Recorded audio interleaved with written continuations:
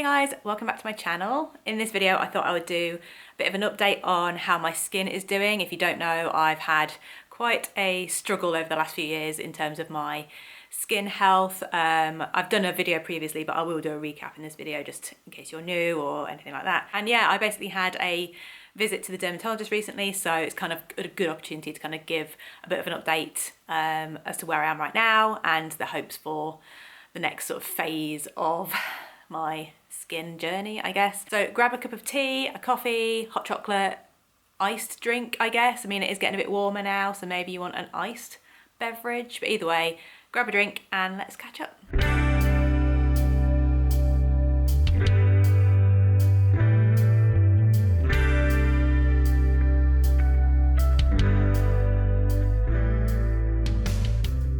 Okay, I've got my cup of tea, I've got my Highland Coo mug. This was a present. I can't remember if it was birthday or Christmas, but it's like now one of my favourite mugs for a cup of tea. So, cheers. Right, so I'll try and do a brief recap. I've gone into more detail about this in previous videos about like how it all kind of began and like the whole skin and hair loss journey, but I'll kind of do a bit of a recap in case you can't remember or you are new, but I've got notes to keep me on track. I've tried to film this a few times and it's just, there's so much that I want to say, but I think I've already kind of covered it in another video, blah, blah, blah. So I'm going to stick to my notes. In 2019, I had an ear infection. I'd visited the GP and they said, oh, it looks like it's infected due to eczema. I'd had previous experience with eczema, like in my teens in particular, which had kind of been here and there, but not anything major when I was growing up. But this, it seemed to get a bit kind of carried away. So they prescribed me an ear spray that was steroid based, which obviously helped, it made it disappear like that pretty much. And then when I stopped using the spray, it started getting worse. And so I went back and they prescribed it again. So I did the same cycle and again, it got worse and it sort of spread a little bit.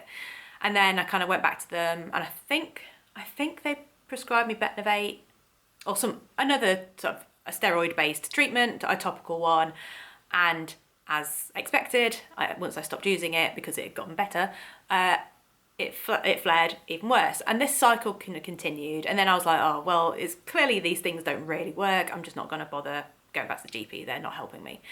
And it just spread and spread and spread. And this is obviously 2019 into 2020. So then lockdown and COVID and stress, high stress and anxiety. So generally that would flare me in various ways anyway. I've got Crohn's disease, so I'm quite an inflammatory response kind of person.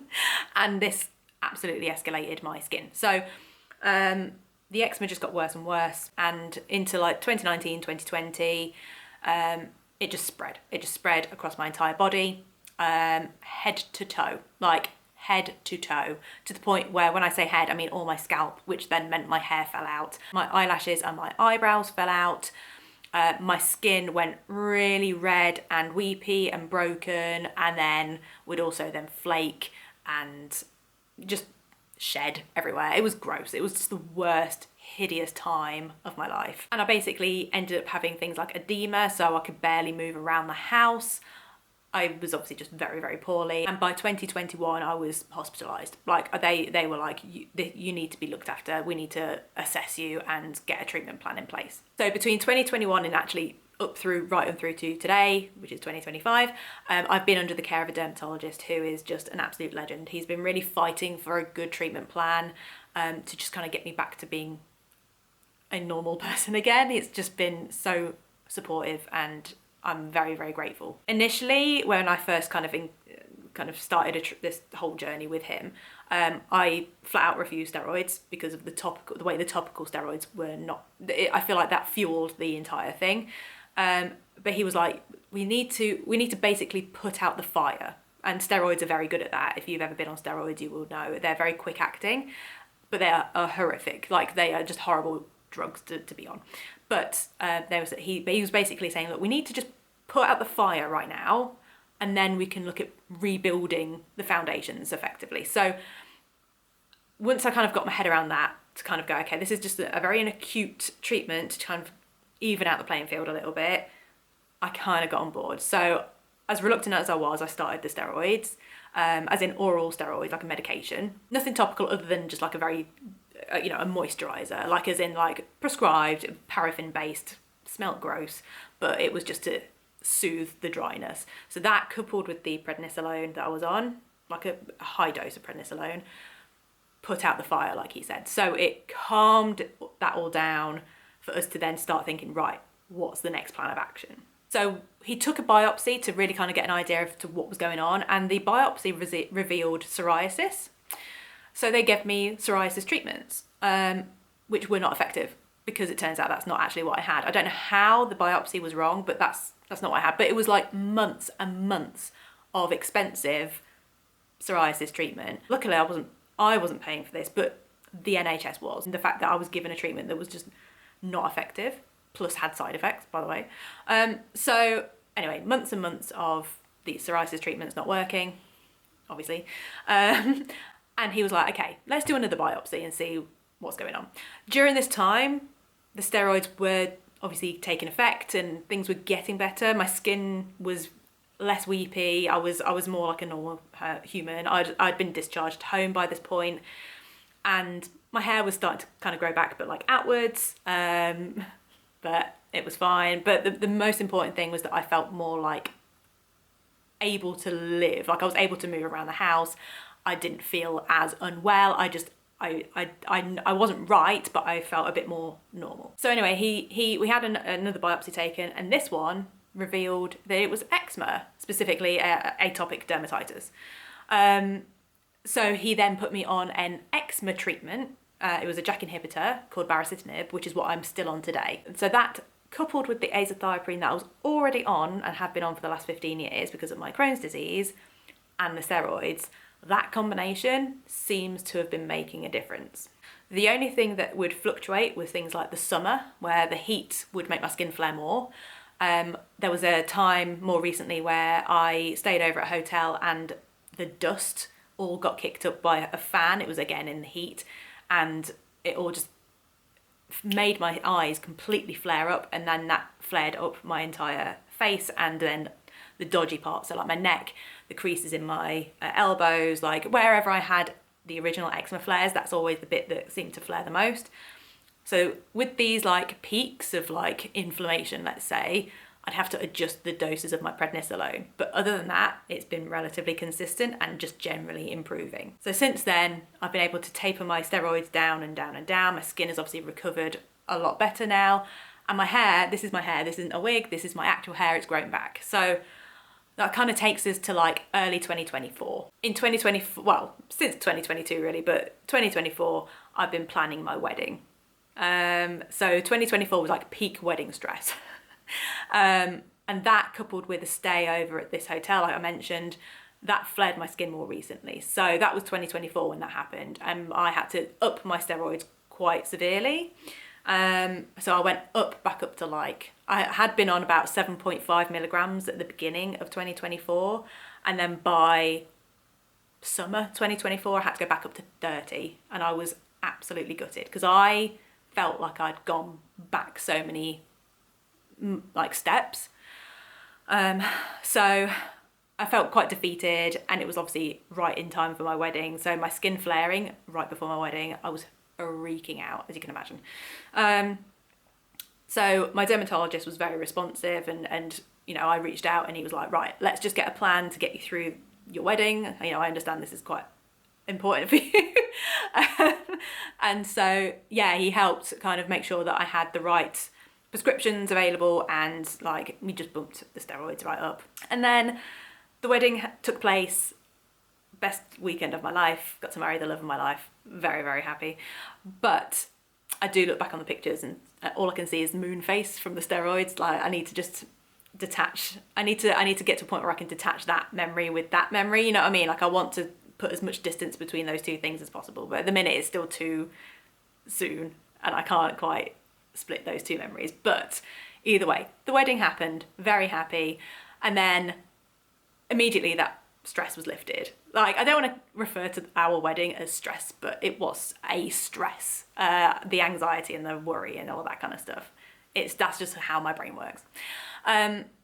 So once that had the event had taken place and we could just go into married life together, the stress levels dropped.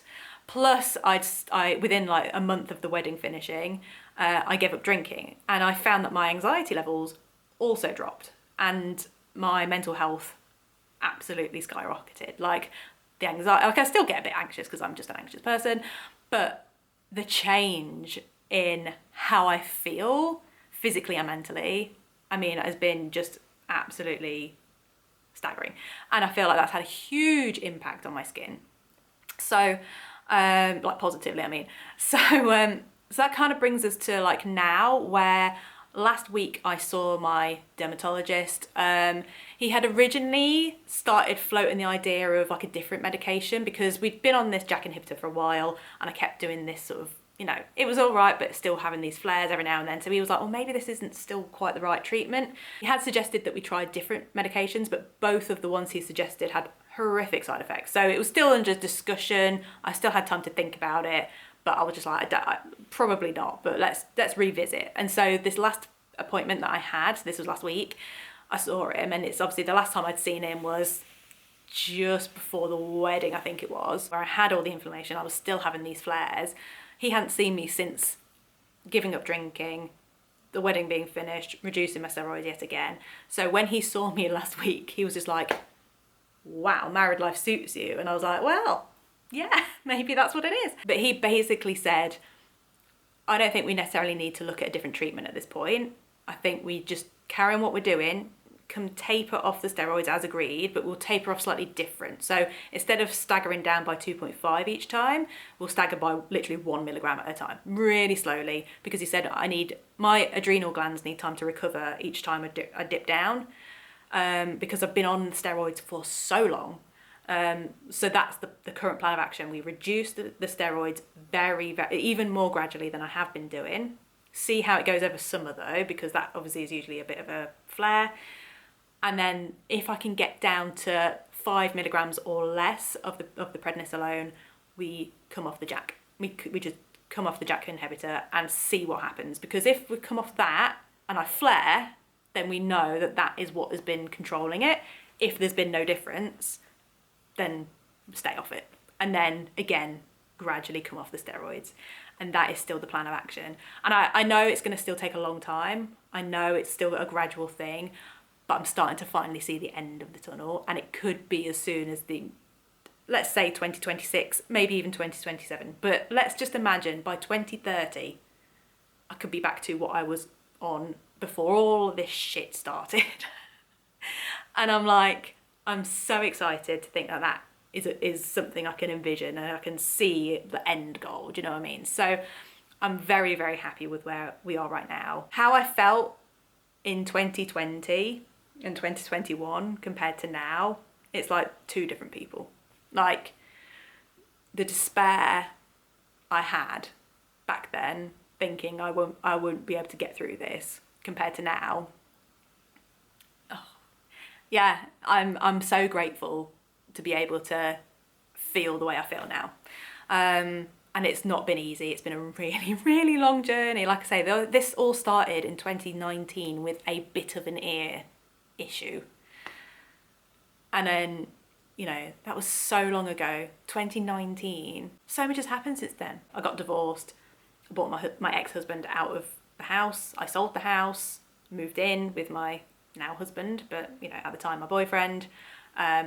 Started working remotely full-time for the company that I work for. That was a big change, but a good change. Obviously getting engaged and getting married and planning a wedding. Work commitments and stuff like that. I mean, that's been huge. And I've been able to do all of this despite all this health stuff going on. Like, I feel quite proud of myself, but obviously that's been spread over a long period of time, but still, I feel like I've done a lot over that period of time despite all the challenges I've had. So I'm proud of myself. And I know other people have so many worse health conditions than I do and many more commitments than I do. Like, my husband has a child, but I am not a parent in that way. I'm not parenting like him and his ex-wife are. They are being the parents. I play a supporting role.